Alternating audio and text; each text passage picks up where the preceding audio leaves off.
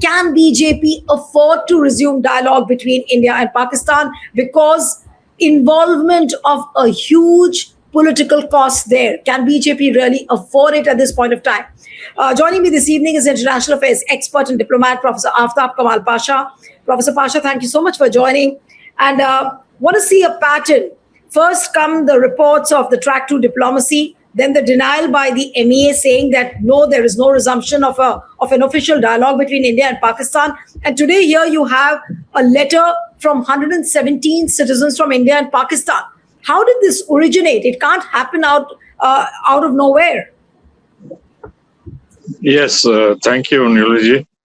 This is a very significant development, but I think the genesis can be traced to the Operation Sindoor, if not earlier, because you remember President Trump took credit for this ceasefire between the two nuclear giants in South Asia. And he also, in one of the press conferences, mentioned that if it were not for his intervention and the ceasefire, both would have fought a nuclear war and millions would have perished and a loss to the humanity of such bright young men. On those lines, he had said. And he had also expressed his desire to mediate, and he did mention Kashmir as the flashpoint between the two countries, and that needs a resolution. So, and after that, we know that President Trump has taken a liking for General Asim Munir, the military leader in Pakistan, and both had one-to-one meeting over lunch and several other meetings after that, in which President Trump has heaped praise on the general for being smart and carrying out diplomatic initiatives. The recent one, mediation in Islamabad between Iran and the United States over the war Israel and the United States waged since 20th February. So all in all, the United States, which has been backing Pakistan and benefited from Pakistan's mediation, now it is time for the United States to pay back. And Pakistan has been using this nearness with the Americans to raise the issue of Kashmir and the strained relations with India. This is one aspect. That is my guess, that Pakistan is putting pressure on Trump. And Trump himself is attracted to this proposal of mediation, like he claims that he has solved the ceasefire issue on 8 countries' borders. Then the second factor, which is equally important, is the Saudi-Pakistani Defense Alliance, which was signed some time back, and which has been the star attraction in the Gulf region.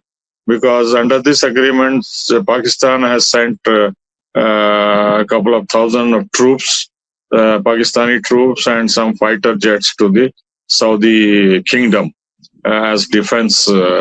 We don't know whether it is to fight Iran or Israel or any other internal upheaval or turmoil within the kingdom. But they say it is for the defense of the Saudi family, Saudi kingdom. And thirdly, Qatar has been speaking aloud on this issue of mediation, but we have rejected that out of hand. Earlier, UAE also tried to mediate. So the Gulf countries are more than anxious to resolve this hostilities between India and Pakistan, because Saudi Arabia primarily sees any eruption of conflict or Operation Sindoor type. Could it be pressure from Trump, or could it be pressure from the Gulf countries that, this whisper around the resumption of India-Pakistan dialogue has begun? No, it is a combination of US and Gulf, plus the realization here at home, especially from RSS, that BJP's foreign policy regarding Pakistan has reached a dead end. It has become counterproductive, and that because of this hostility with Pakistan and anti-Pakistan foreign policy, India's relations with other countries are also under a cloud, whether it is Gulf countries or China or America or other countries. That is why you have voices coming from within RSS. The number two man, Dattarai Hosbale, who, among other things, called for people-to-people dialogue between India and Pakistan and resumption of civilian contacts, trade, commercial activities, and borders, so on and so forth. He said that should be looked into by the government. So he was openly talking about the initiative which RSS wants the BJP government. And in the background of this, you have two developments. That is the Sri Lanka development where Ram Madhav was there, the RSS. No, but even before that, even before Ram Madhav and General Naravne meeting all these Pakistani delegates in Colombo, even Dattatray Hosbale has once espoused the cause of resuming the dialogue between India and Pakistan. That is what I referred to earlier. That is what I referred to earlier. I mentioned that Hosbale's point. Exactly. You see, earlier, even before Dattara Hosbale and this track 2 in Sri Lanka, there were reports that Ram Madhav has met secretly at least 4 times Pakistani interlocutors, that is known as 1.5 track diplomacy. So Ram Madhav is known because he went to China also at least 4 times during the UPA government, espousing better Indo-Chinese relations. And he is sort of a roving ambassador for RSS. On Kashmir also he went many times. So, and this is followed by more than 100 people which you referred to between the two countries who have written to both the prime ministers. And these are no ordinary people. So there is this realization within the RSS and the civil society and retired generals that both are heading in the wrong direction and that needs to be corrected because they are paying a very heavy price which others are exploiting, whether it is America or Gulf countries. So better we ourselves take the initiative, and more so because after the Operation Sindoor, when so many parliamentary delegations were sent, the common question everywhere around the world was that why don't you two countries sit down and solve your problems? Why are you coming here? You say that you don't want outside mediation, but you should start a dialogue between the two countries and resolve your differences if you don't want our mediation, our good officers, so on and so forth. So there was this realization that the entire world was not in favor of supporting India's position. Rather, they were advising that you better talk to your enemy, next door neighbor, and solve your problem through bilateral talks and negotiation. So since then, there has been this realization that India's approach of isolating Pakistan has reached a dead end, and it is not taking us anywhere. And we tried relations with Taliban also, and that is only bringing Pakistan and Iran together because of the Baluch factor insurgency in both the places. So in that way, it has become counterproductive.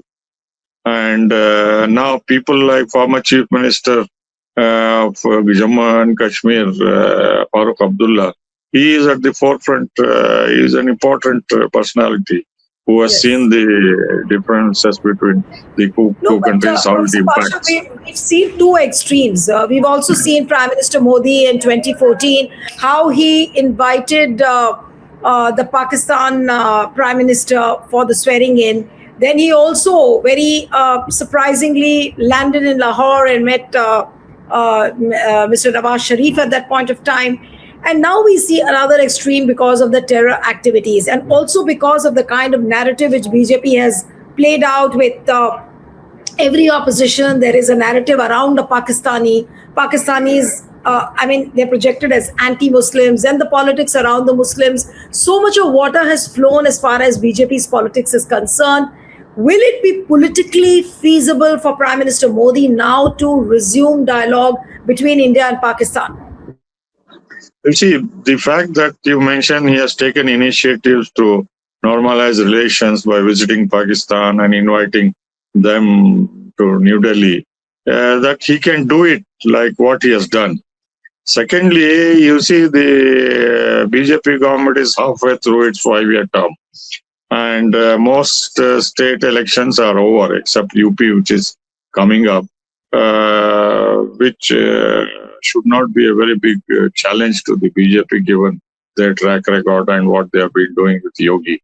So it is time for the BJP government also to take an initiative, if not very big steps like Kashmir or whatever, but small baby steps also they can take, that Kartarpur corridor can be opened, or railway service, or bus service, or high commissioners can come, or visa, or other consular services at the consulates, at least in Bombay. This can be resumed. So some steps can be taken which might pave the way, or even resuming of overland flights, which is costing both the countries quite a bit, taking very circuitous route in terms of fuel and time and cost, etc. So in that way, there are many options, like the bus service between both the Kashmir parts. All these can be taken up, and the Prime Minister, I think, is in a position to explain to the people that, look, we will benefit. And lastly, I would say that as Sergey Diabak's American ambassador said, Trump has very good relations equation. He can call up Modi any time of the day or night. And you made a program on that. And Asim Munir also calls up the Americans anytime because of the hotline they have established. So both are very close to the Americans. And now I think is the time to approach the Americans that, look, we have suffered enormously because of this war you inflicted on Iran. And now that you have removed the sanctions on Iran, Iran is exporting oil and gas.